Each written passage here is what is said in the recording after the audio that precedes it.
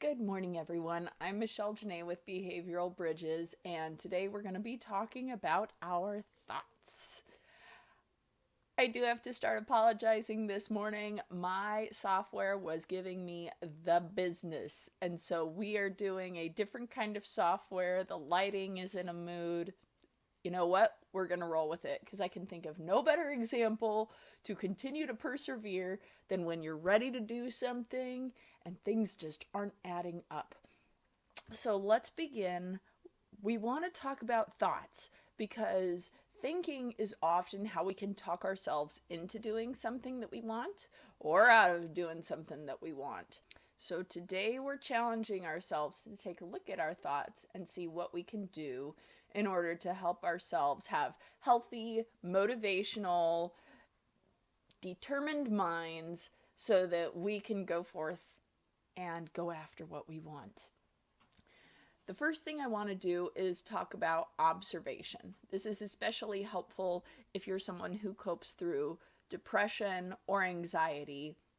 Observing your thoughts is very much like taking a step back and simply acknowledging where you are and what's going on in the moment. One of the goals is to catch yourself. If you see that you are perhaps, let's say you wake up in the morning and the very first thought you have is something really negative. You're already groggy, right? It's your first thought of the day, and so you could be waking up going, oh no, not yet. Come on, 5 more minutes. You're struggling. You're in the moment. And here's the best part. That's okay because waking up is hard for pretty much everybody. However, even something as small as being aware that that is kind of how you wake up or that's kind of how you start the day, you can take that and use it to your advantage and mindfully think one day after another, tomorrow I'm going to wake up and say, okay, I'm ready. And simply get up and allow your body to naturally adjust. And what you're doing is you're setting the tone for the day. You can pick something much more optimistic if you prefer, obviously. The mindset is the same. We're looking to adjust, just to tweak how it is that we're waking up in the morning. That's just a good concrete example that a lot of people can relate to. Observing your thoughts can happen when we catch ourselves in a moment of doubt, when we catch ourselves in a moment of frustration, and kind of weighing that moment and saying, okay, is this frustration one that's the end all be all? Or is this frustration something that I need to feel, release, and let go? Using this little video as an example, I can't tell you, I kind of wanted to tear my hair out. All of a sudden, some of the settings that I had set up, they weren't cutting it this morning. I'm not sure why it went to default. I'm not even sure it went to default. If I knew what the solution was, I'd have fixed it by now, but I'm going to have to ask for help. But that's something that could have prevented me from being here right now with you. So we really want to take a look. If we sense a frustration, if we sense an anxiety, give it some weight. Test it out, feel it out. See if it's something that we're actually going to give permission to hinder us, or if we're going to acknowledge it and perhaps it's something we need to work on some more. Let's say you encounter a snag and there was someone a long time ago, an important person in your life, who you were in a similar situation. You experienced a similar obstacle and they said something really cutting and it just stuck with you. And so now after this happened, that's kind of how you feel. It brings all that back up and that's where you are. That's the kind of thought that perhaps you're not going to release it, but what you can do is when you're observing your thoughts, you can catch it. You can know what it is, where it came from, and you're going to set it down right now. You're going to keep it, but you are also going to tackle the task at hand. And then when you have a moment of opportunity, either with a friend, a counselor, a coach, you can bring that back up and say, hey, I was in the middle of doing something, this occurred, and I kind of want to break it down. And you can break it down so that it doesn't have as much power in your future as it did in that moment. That's an example of kind of catching yourself in one thought. There can also be times in which we experience a series of thoughts, right? We can snowball it. We can have one incident happen, and then we go, and then this can happen, and this can happen, and this can happen, and this can happen, and it's just not worth it. I'm going to stop right here, and that's enough. And interestingly enough, those events didn't occur. It all just kind of happened within a few seconds in your own mind. One of the reasons why it's important to be objective about our thinking is to notice when we are going into those snowball effects and getting so discouraged, getting tucked out of our own goals, and nothing happened. We may have just walked down a hallway. In reality, the world around us didn't experience what we just experienced. In fact, everybody else is going about their own business, but we had constructed a scenario in our mind, and it had become so devastating, so catastrophizing, that we stopped doing what it is we were determined to do for that day. So being aware that these things do happen, it is normal, and it is something that we can exercise our awareness to redirect, to weigh, or to choose if this is something that we are going to hold on to and accept as our own personal truth, or if there are ways we can whittle it down into a more realistic idea, a more realistic experience, and that reflects what's going on around us, and have us make a decision about what we want to do thereafter. The other thing that being observant about your thoughts can do is it can help you notice patterns. There are a lot of times within the day that you may be prompted to think a certain way because of the stimulation around you. And it might be certain environments, it might be certain times of the day, or certain scenarios in which these thoughts arise. And likewise, there may be times in the day where you're more motivated, you're more determined. A lot of us have our best thoughts in the shower, or we have our best thoughts as we're falling asleep at night, right? We have that peace, we have that quiet, our mind's going and it's being free and creative. And paying attention to these patterns will allow you to see, okay, what is fostering the helpful ideas? What is creating an environment that's promoting anxiety? And are these things that I can change or adjust? Remember, the goal is about efficiency and outcome.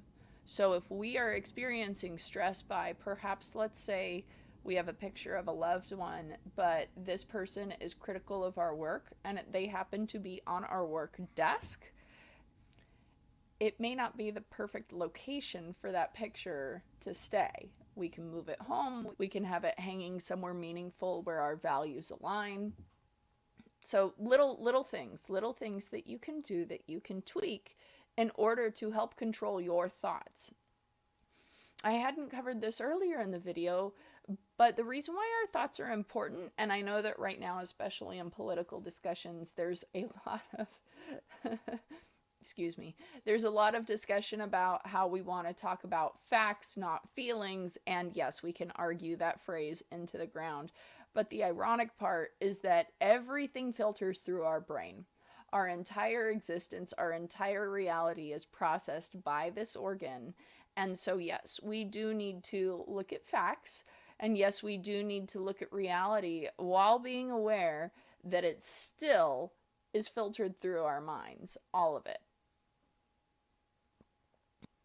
And more specifically, acknowledging that by that fact, using your mind is not a sign of weakness, whether it comes with thoughts, assessing data for accuracy or facts, or the feelings that arise when those are presented.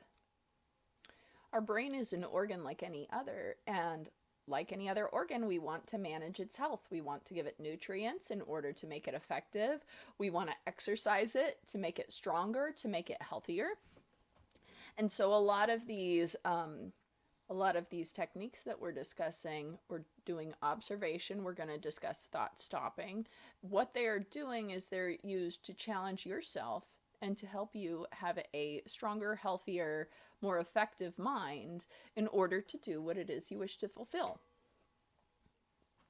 So let's talk about thought stopping. Thought stopping is an incredibly effective technique, but mostly when done correctly. Thought stopping is not merely about suppressing. It's not about, oh, you have a thought, oh, you have a feeling. Well, don't. That's not what it is. Part of it is about acknowledging where the thought comes from, checking your thoughts in with reality to ensure that they're helping you and not hindering you. So, for example, if you gave a presentation, it's over, you know some of the mistakes you made, and you're like, oh no, I know I blew it. I know I blew it. And it turns out you get feedback that a lot of people appreciated your presentation and it was successful. Then it's one of those times in which you may know where you messed up. You may know where you want to improve in the future. However, the point of your presentation was effective. And that feedback is something that we should use to weigh in if we're experiencing thoughts of, oh, I did a terrible job. Oh, I ruined that opportunity. Thought stopping is very specifically intended for thoughts that not only are not necessarily true, they are not helpful. This is something that can be used with rumination, intense anxiety. It can be helpful with depression. And the important piece that a lot of people forget about is we are not just trying to let a thought go, we are trying to replace it with a new thought. The replacement thought may sound foreign. It may not sound real. It may not, you're just not buying it, right? This can often come across as affirmation statements. A lot of people think they sound cheesy, but the truth is that they're really positive and encouraging statements.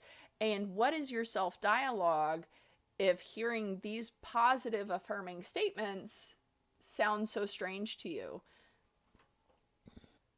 It might be because it's okay to love yourself. It's okay to build yourself up. It's okay to say things that are encouraging to yourself to help you believe in your own abilities because you're doing them, aren't you? You are already doing them, especially if you're giving a presentation. You've already done the legwork in order to be able to give a presentation and teach other people what you're doing to begin with because you're already doing it. So when it comes to thought stopping, have a pre-prepared statement.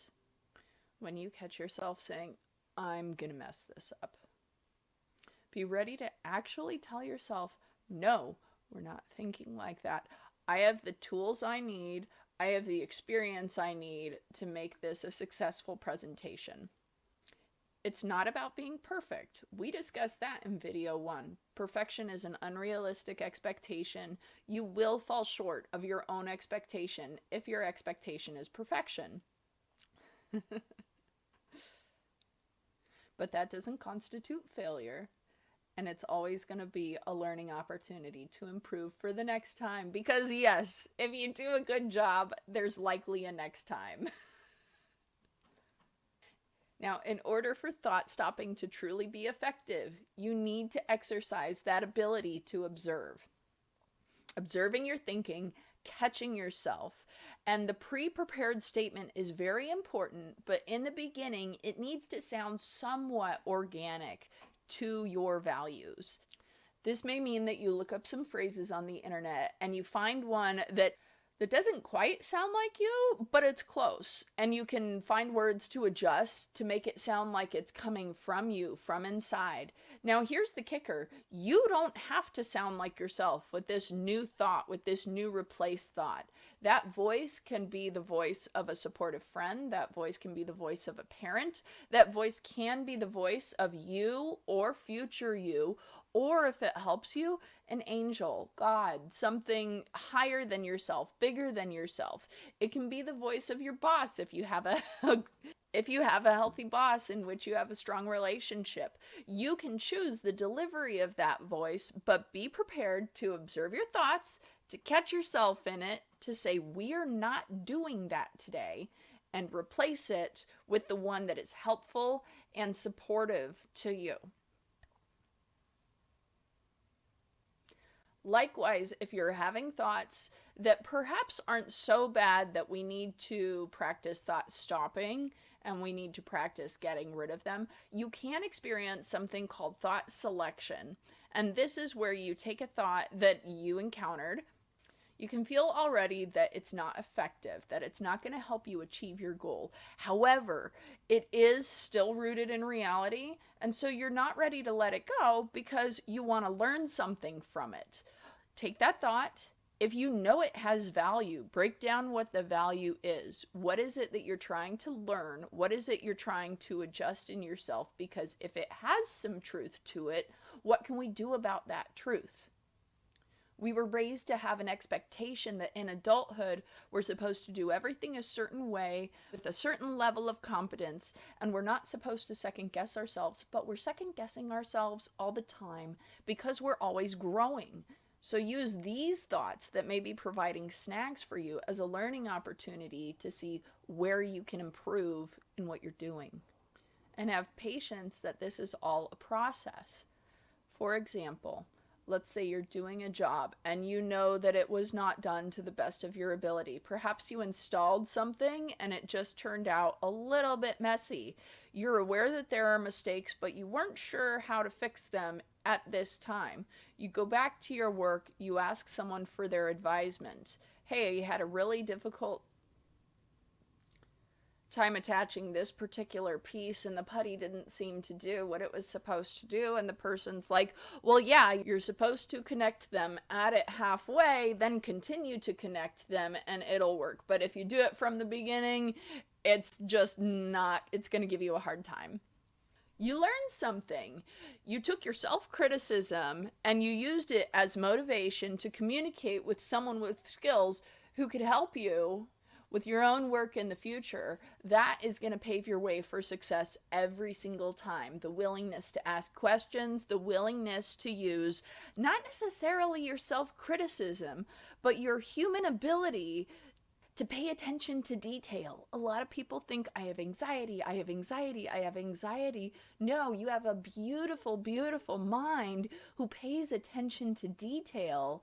And sometimes it gets so exciting or so detail oriented, you don't know what to do with it. It's overwhelming. You're not sure how to fix it. That's okay. It means that we're going to ask questions and we're going to seek help for those who have been through it before, so that it's not something that just sits in the air. The biggest source of anxiety is recognizing a problem and not quite knowing how to finish it, not quite knowing what to do with it. That's why the worst cases of anxiety are when we don't have the ability to do anything about it, right? That's something deeper, that's something harder. So let's discuss validation.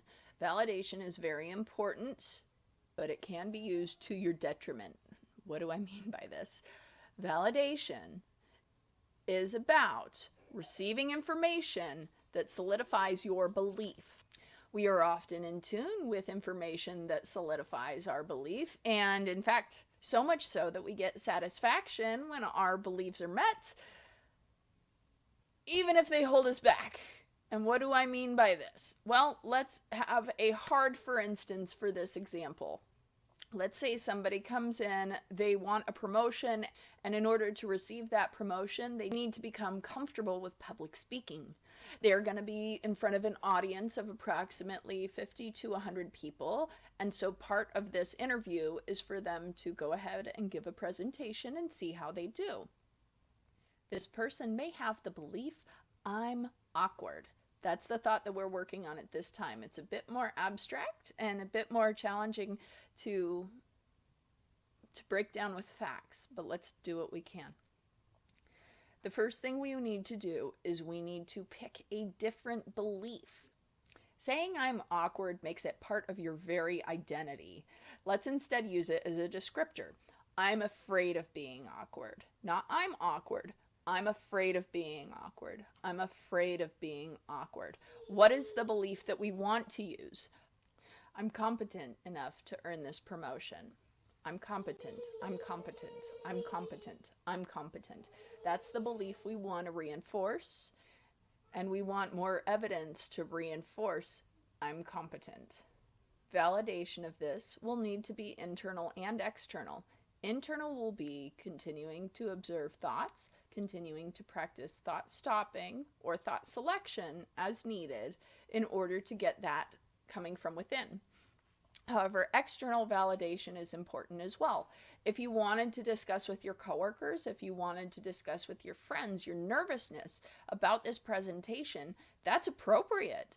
It's good to get feedback from others regarding areas in which you can improve, areas in which you've done well. And in our culture, we don't talk about where people have done well. We find it to be blowing hot air, or what we're saying can't be true. We're just going to try to lift them up, or we're filling their head. And, we have different kinds of expressions for what it means to simply tell somebody that they're doing well. That's odd, right?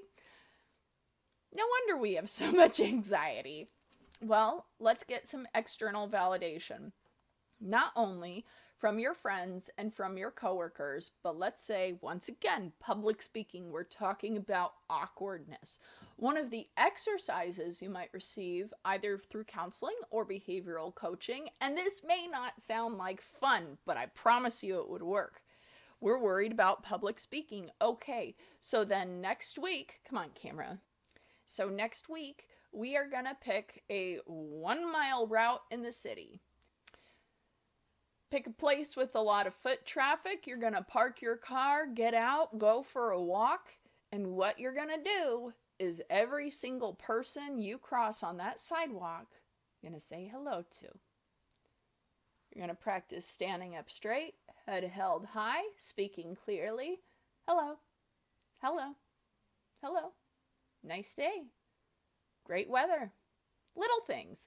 And what you're doing is you're whittling away at that anxiety because you're practicing muscle memory of posture, presentation, chin up, clear voice.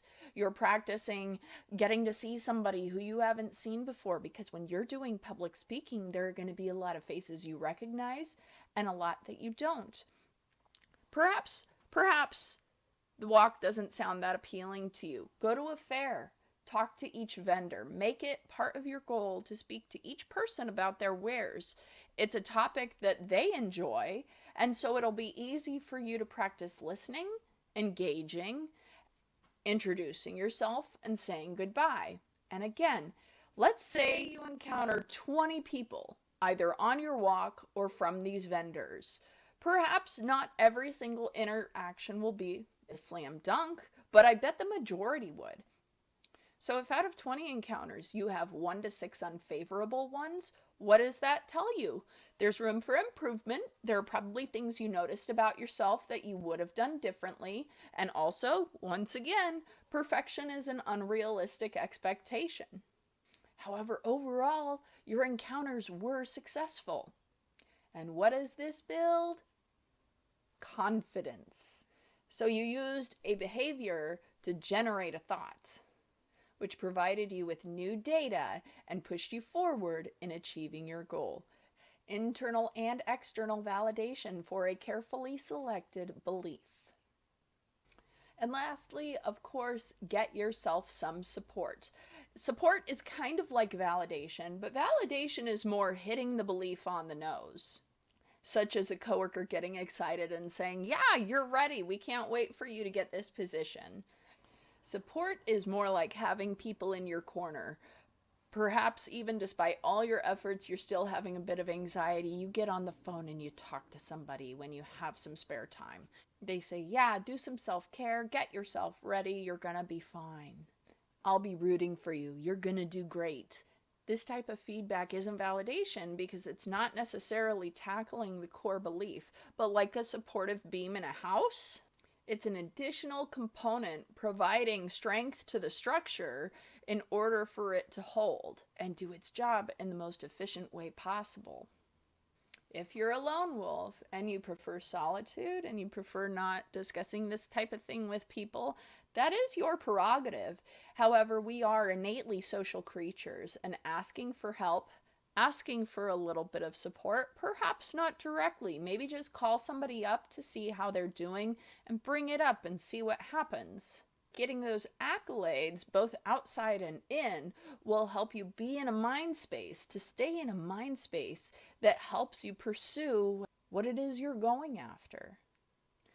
Our minds can be very finicky. We can be having a wonderful day, very successful day, and then near the end, something goes disastrously wrong.